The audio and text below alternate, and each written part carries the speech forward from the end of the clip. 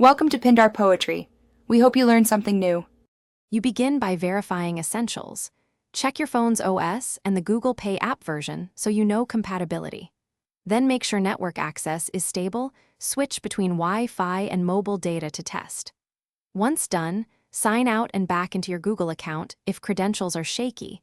This clears common auth glitches. Make sure you have an alternate card or cash ready in case you temporarily remove a payment method. These quick prep steps stop simple blockers from wasting time. Next, you tackle app-level causes.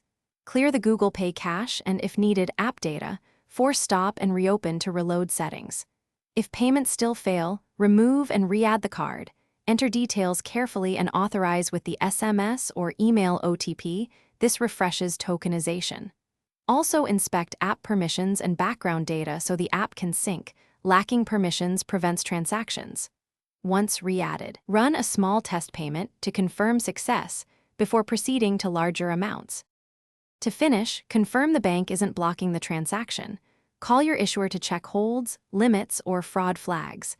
Then install any pending OS or Google Pay updates and reboot the device so changes take effect. If problems persist, enable app logs or note exact error codes. This helps support diagnose the issue. One key troubleshooting tip: if transactions fail after all steps, temporarily try a different card or NFC terminal to isolate whether the fault is with the bank. Card tokenization. Thanks for watching. Consider subscribing if we helped you.